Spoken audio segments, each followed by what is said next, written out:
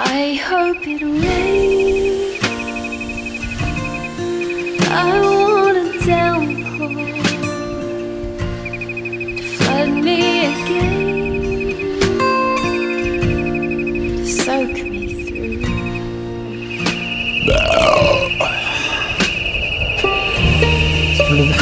For the bloopers. I was hoping for a real big one, one that comes from the gut, but I'll have to drink more Coke for that to happen.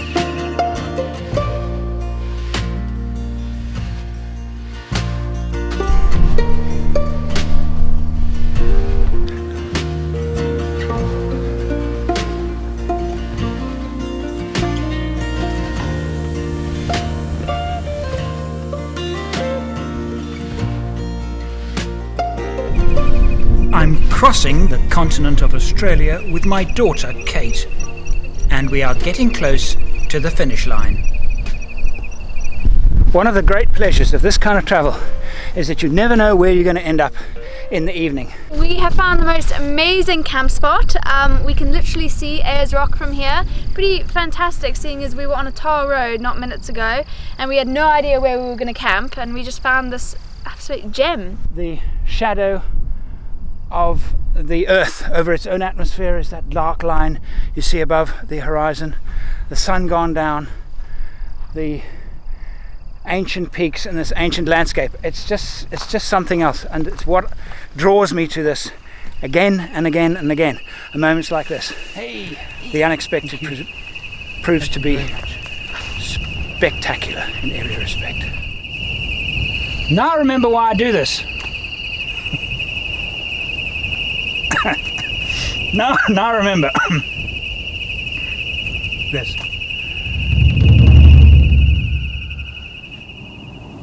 We have a choice to make this morning. One of my plans was to continue from this point along a fairly straight line, continuing west to complete my journey crossing Australia.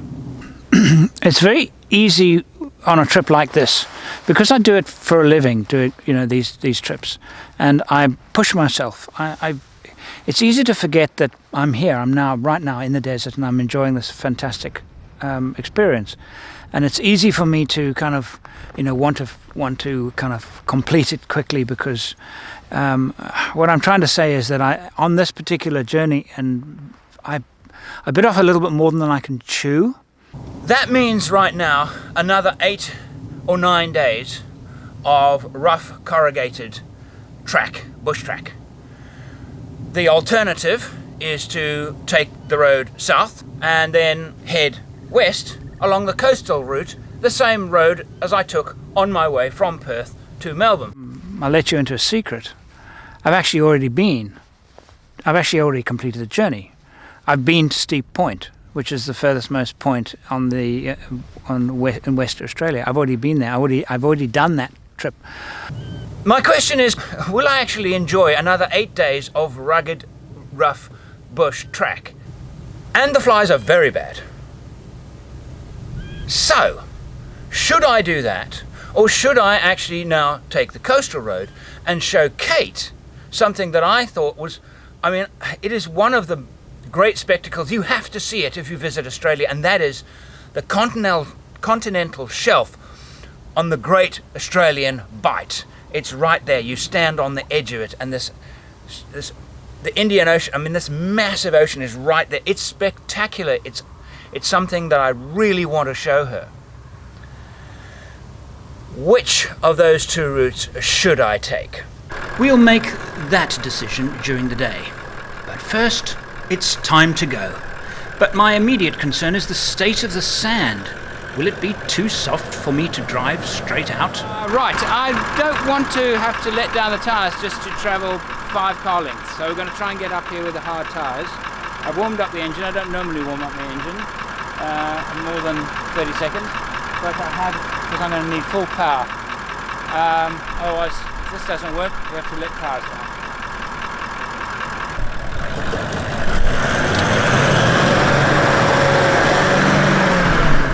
Easier than I thought. Last night it was much more difficult.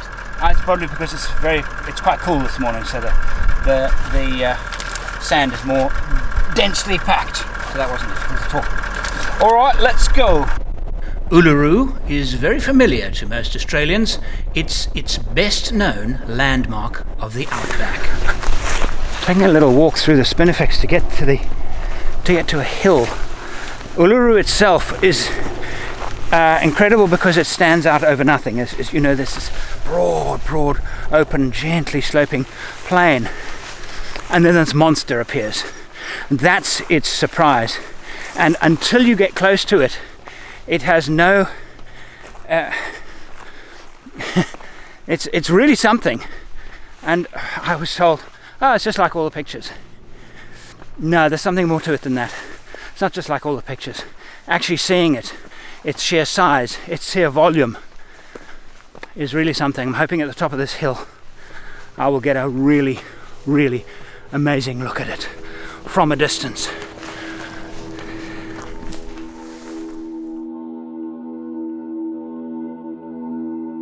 Taking second place only to Sydney Harbour Bridge in the Opera House, Uluru is outback Australia's iconic landmark, which of course makes it immensely popular with tourists, about 250,000 of which visit every year.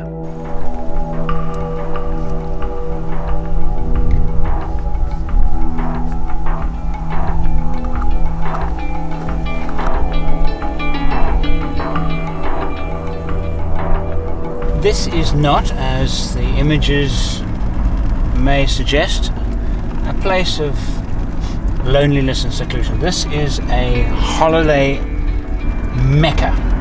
Crowds, traffic jams. So the question is, do we park with everybody else and go and sit and take pictures of people? I don't think so. Pretty cool, right? We've made it to Uluru and it's pretty amazing. Everyone was kind of just saying, oh, it's a rock, it's a rock. It is so much more than just a rock. It's just sensational. It's easy to see why this is such a popular tourist attraction. Its size, it is so imposing. And the bush around it is so beautiful. You know, a lot of Australia is very bland, grey, reddish, you know, not particularly interesting bush. This is beautiful, beautiful landscape. Can you see the image there? Just the trees, grass, trees, and nothing but rock. No sky, no nothing, just the shape of the rock. No, true. Are you rolling? Yes. One thing about Uluru that I have felt, though, that it is very similar in so many ways to a place called Tadilo in northwestern Botswana. It's like Uluru, is a series of hills that stands out from a very flat desert, surrounded by trees and yellow grass. There's also a spiritual energy about the place, which is very special to the Bushmen, like it is here with the Aboriginal peoples. So that is an immediate similarity that I noticed. Approaching it, seeing in the distance, seeing it up close, very imposing, really magic. But the difference is that Tadilo probably gets 300 to 400 people a year visiting it. Here it's probably close to a couple of 100,000. How are we going to do this? Break it to them gently. Break it to them gently? Yes. All right, we've decided that in fact we're not going to continue on the straight line across Australia, and that we're actually going to head south and stay on the main roads. So instead of 8 days of bush track and fairly dull bush, not particularly interesting part of Australia, to show you the southern bight, the great bight of Australia and the coastline instead. The last part of the trip, which is from Mikahara to Steep Point, I have already done. In the interests of time, because I'm going to Africa this year, I had to actually do as much as I possibly could before starting this expedition, and so I drove that section in this vehicle and I did it solo. So from this point on you'll see bits and pieces of our continued journey down south and then west, and then from the point of Mikahara you will see my journey, solo journey, to the westernmost point in Australia. And I need to tell you right now that the flies then were as bad as they are now. Well, there is our little campsite for tonight, and we found it in the typical Australian way. The sun starts to set and you slow down, you look for a track, and in anywhere but the farming areas, New South Wales and parts of Victoria, most of the rest of the country you can find a track and it leads you to a spot like this. We're between the road that side, the railway line. It's not far away. That railway line goes up to Alice Springs and down to Adelaide, described by the Sydney Morning Herald as the railway line from nowhere to nowhere. Anyway, that's our little camp for this evening. As you can see, we were both too tired to have a nice fire. I think we both retired at about 8, maybe even before then. No pudding, just supper and to bed. Wow, this is amazing the way We've taken a shortcut, about 380 kilometres of remote gravel road. We reckon it'll save us about 6 hours and be far more interesting than staying on the asphalt. And we were right. This is almost pure salt. What's that?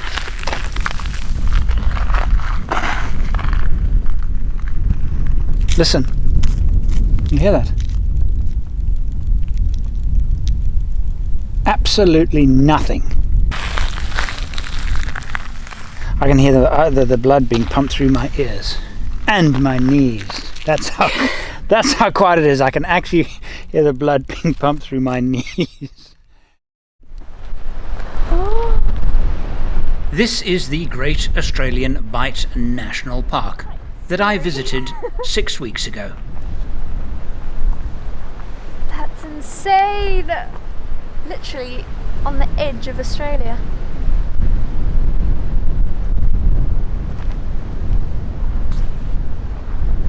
I like that it kind of goes out a bit. If it was sheer down, I think I wouldn't be this close to the edge.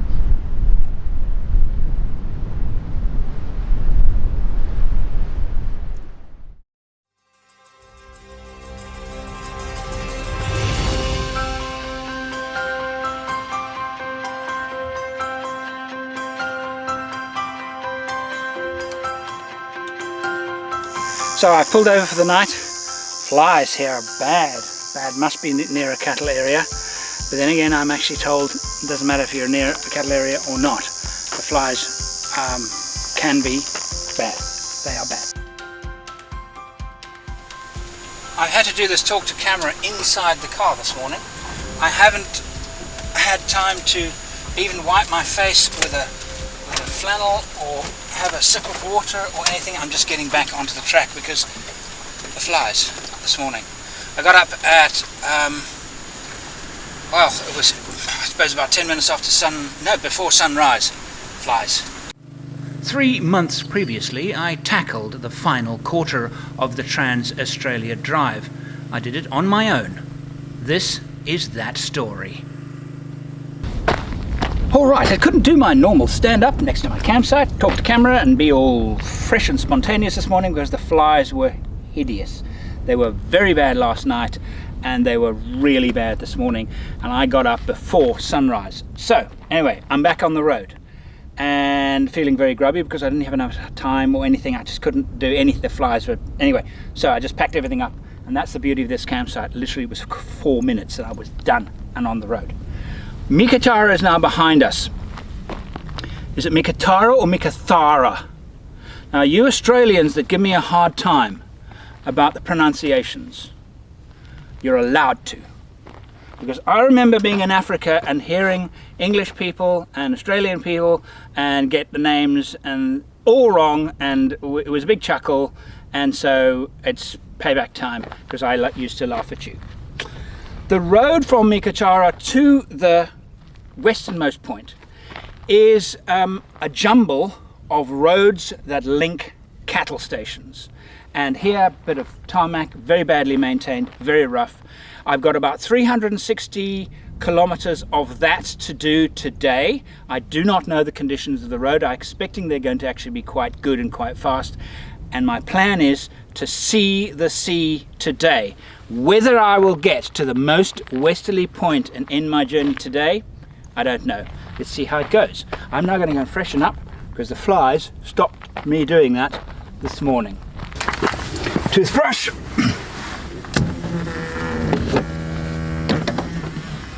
My phone's ringing. You hear it? Hello? Hello? I am brushing my teeth. It's my reminder to brush my teeth.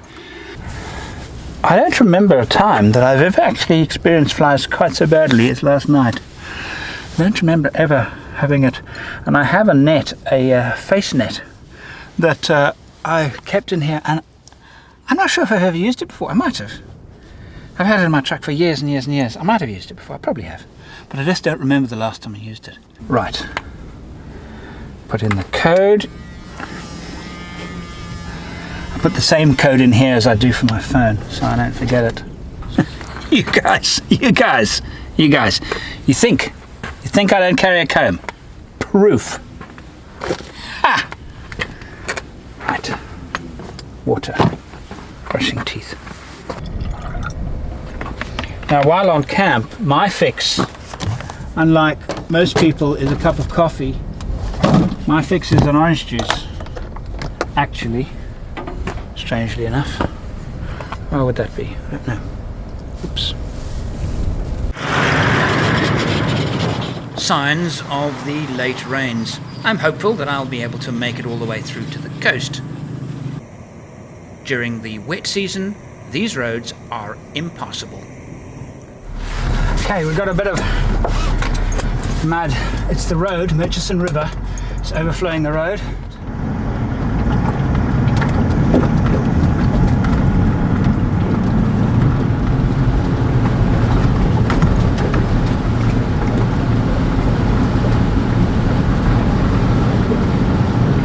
Drop here.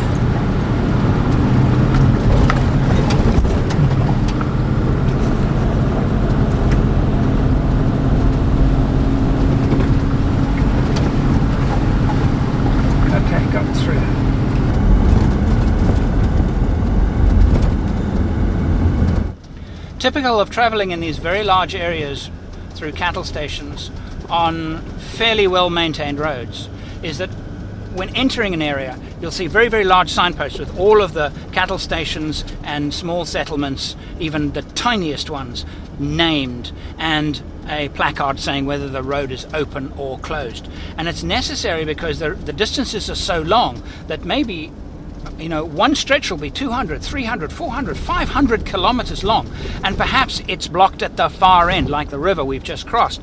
At the far end you've got, you know, 400 kilometers behind you, and now the road is closed and you have to go back that same 400 kilometers.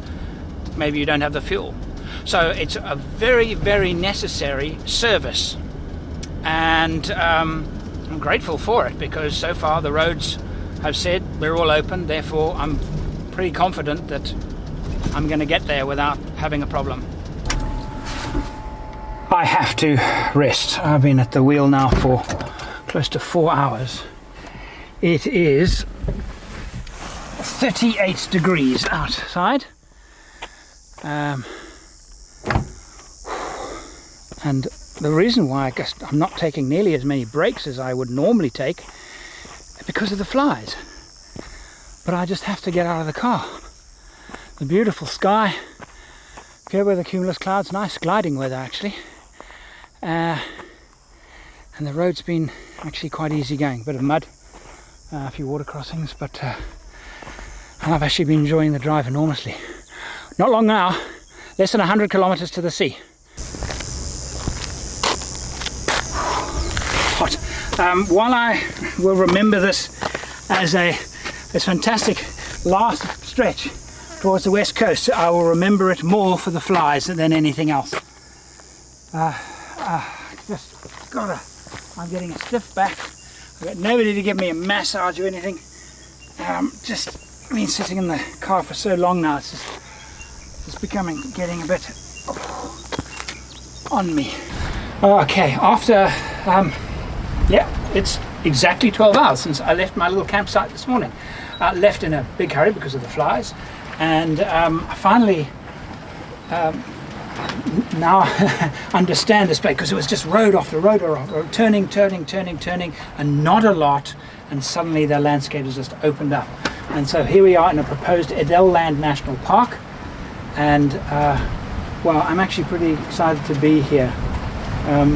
Lowering tire pressures, and well, there's the map, and we are here.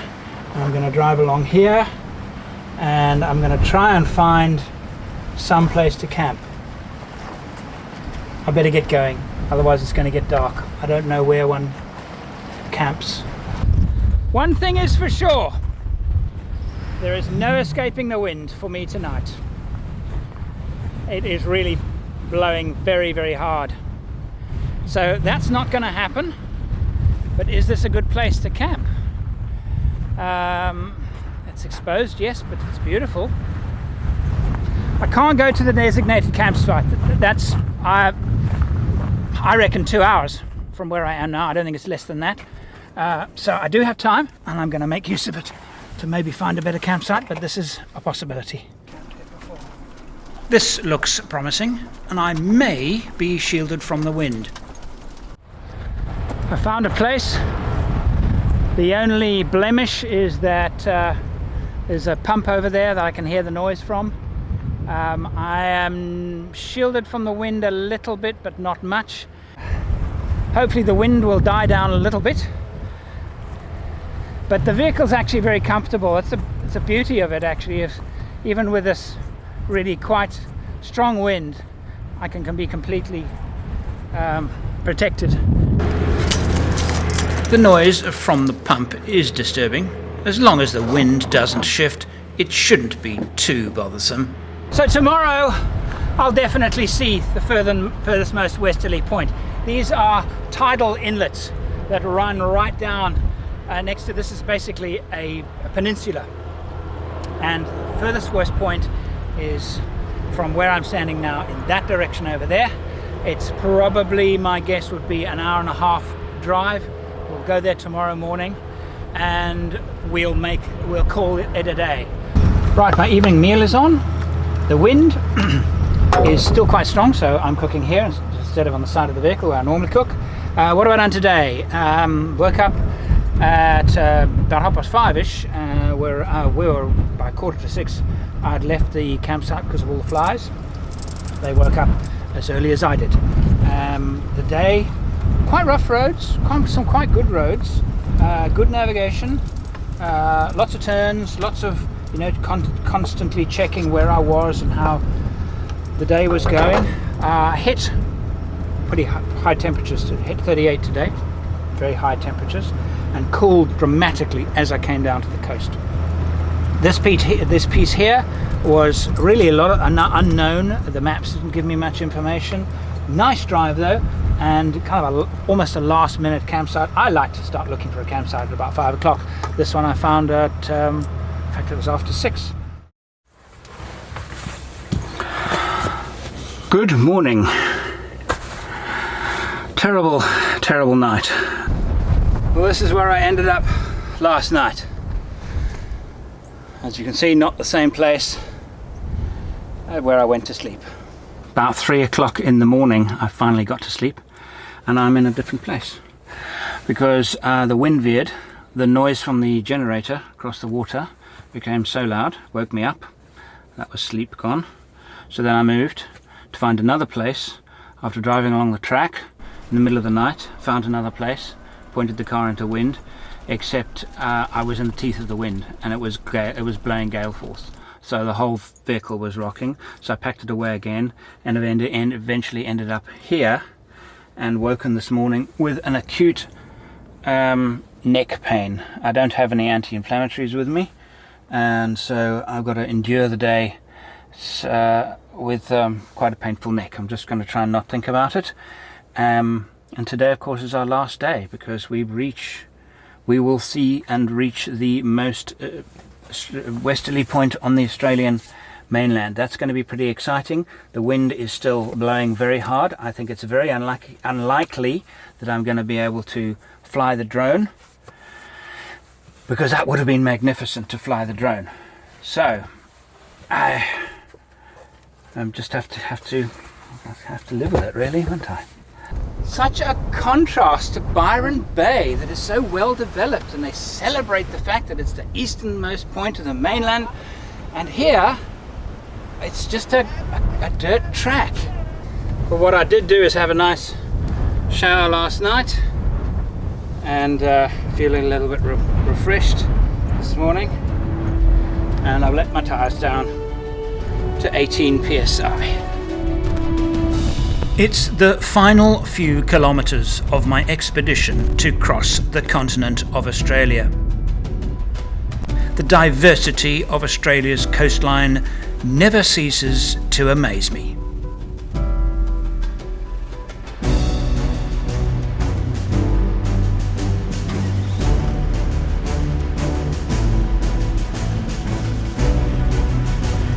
And this is it. Steep Point, Western Australia.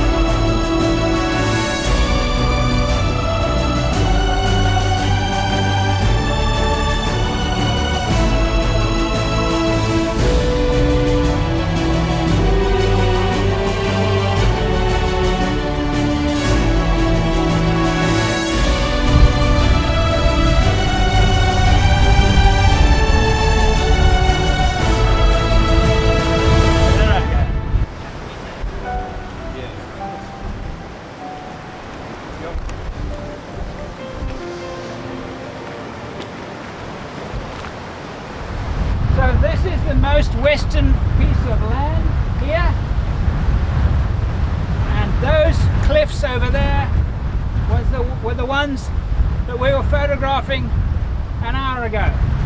So, finished!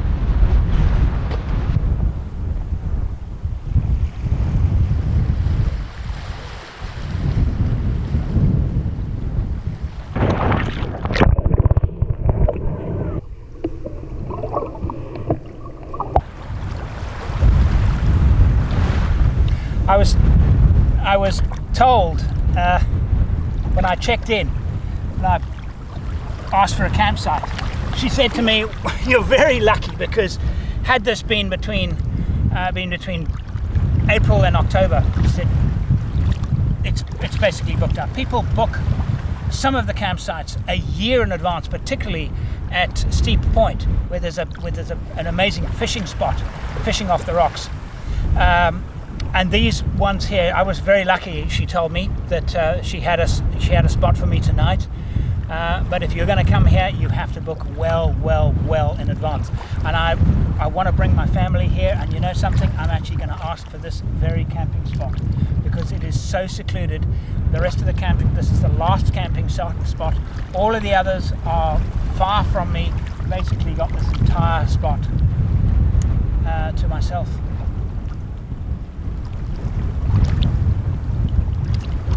It's very salty. But anyway, thank you for watching very much. For those Patreons, my Patreon supporters, you know who you are. You are the guys that makes this all possible. Thank you, really, from the bottom of my heart.